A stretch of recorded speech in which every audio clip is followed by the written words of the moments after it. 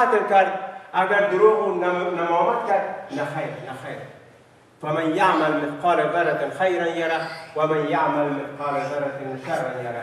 اگر به اندازه یک ذره از عمل خیر بود مورد حساب قرار میگیرد و اگر به اندازه یک ذره از اعمال شر بود مورد حساب قرار میگیرد. و ما ربک بظلام للعبید، هیچ جا پروردگارت خالق تو برای هیچ کسی ظلم نکرده و ظلم نمیکند. أقول قولي هذا واستغفر الله لي ولكم سائر المسلمين استغفروه إنه هو الغفور الرحيم. السلام عليكم ورحمة الله وبركاته. اللهم لك الحمد حمدا كثيرا طيبا مباركا فيه، ونشهد أن لا إله إلا الله وحده لا شريك له، ونشهد أن سيدنا وحبيبنا محمدا عبد الله ورسوله أرسله الله بشيرا ونذيرا وداعيا إلى الله وسراجا منيرا. أعوذ بالله من الشيطان الرجيم. بسم الله الرحمن الرحيم.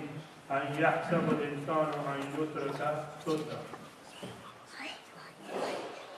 All praise are due to Allah subhanahu wa ta'ala, and we witness that there is no God but Allah and Prophet Muhammad, peace be upon him, is his messenger.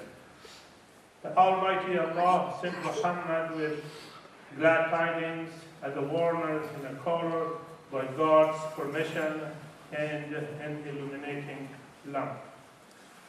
Allah subhanahu wa ta'ala in the Holy Quran in verse 36 of Surah Al-Qiyamah says, Does man think that he will be left neglected? With this question, Allah subhanahu wa ta'ala directs our attention to the purpose behind our creation. Our sermon today will deal with this issue. We will discuss the purpose behind the creation of mankind in the light of guidance of Quran and Sunnah. Firstly, I would like to say that Islam is a religion that provides a platform and framework for the life of human being. It elevates and directs human being to a noble character.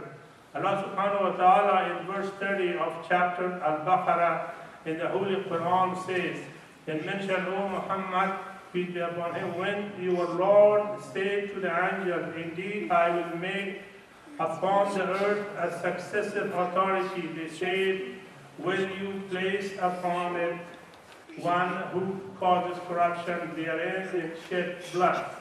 While we declare our praise and sanctify you, Allah said, Indeed, I know that which you do not know. Allah subhanahu wa ta'ala has placed human beings on this planet for a noble purpose as a successive authority. Islam provides a framework for us by which to live.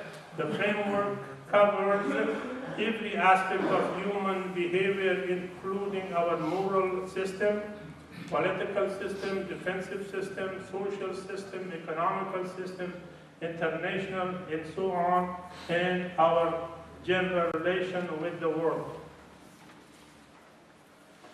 Allah subhanahu wa ta'ala in verse 1 of chapter Al-Mulk in the Holy Quran says, Blessed is he in whose hand is dominion, and he is over all things competent. He who created death and life to test you, as to which of you is best indeed, and he is the exalted and might, the forgiving. Allah subhanahu wa ta'ala has created mankind and jinn to see who is the best in conduct, and the ultimate question is that, what is the object of creation? What is our ultimate purpose? Allah subhanahu wa ta'ala in the Holy Quran informed us of this purpose very concisely. In verse number 58 of chapter Al-Zariyat, Allah subhanahu wa ta'ala says, And I did not create the jinn and mankind except to worship me. I do not want from them any provision, nor I want them to feed me. Indeed, it's Allah who is the continual provider, the firm processor of strength, the firm possessor of strength. Therefore, the main goal of our creation is to worship and thank Allah subhanahu wa ta'ala and ask for His forgiveness. In the aforementioned verse, only mankind and jinn have been given the responsibility. The names of no other creations have been mentioned. However, human being and jinn are two groups among creation that have their own free will or liberty. As such, they deserve the highest degree of paradise for willful obedience. If they select misdirection and aberration, they will deserve the hellfire. Mankind has the option to praise and thank God for His blessing and submit to His will, or go astray.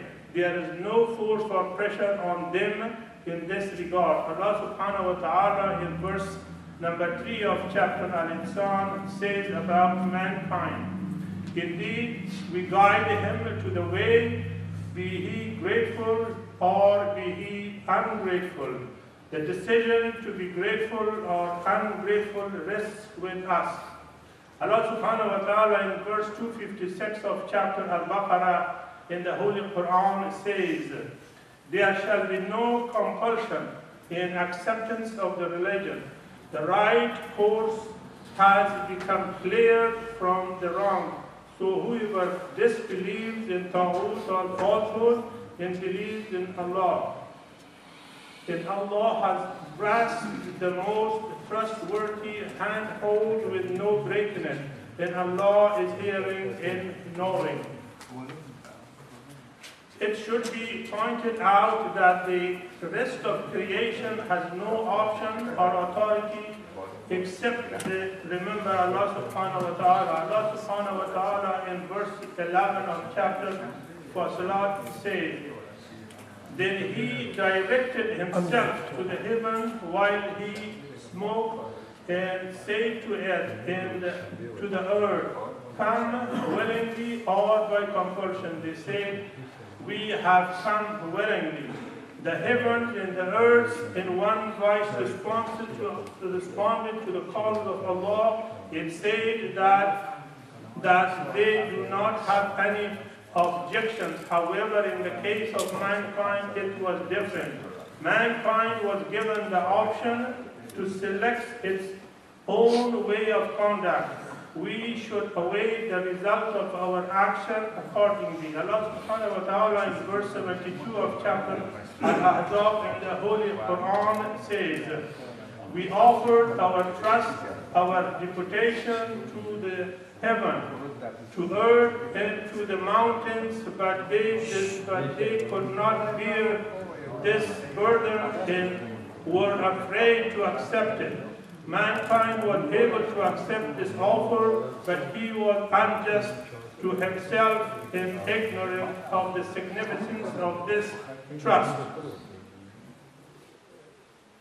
The trust was an option of submission to the will of God in refraining from evil action. This option was offered to the rest of the universe and to their creators, but they refrained from accepting it, and they said, we are not able to carry this burden. However, mankind accepted the trust. It was the will of Allah subhanahu wa ta'ala that mankind seek devotion and closeness to Him of their own accord, not by compulsion or by any means of force. Only the mankind and jinn wanted to gain his close relation with God. Because of this, they have accepted the trust in platform of Allah subhanahu wa ta'ala by their own willingness. They remember and worship Allah with willingness. As mentioned earlier, Allah subhanahu wa ta'ala in verse 56 of chapter Az-Zariyat says, and I did not create the jinn in mankind except to worship me.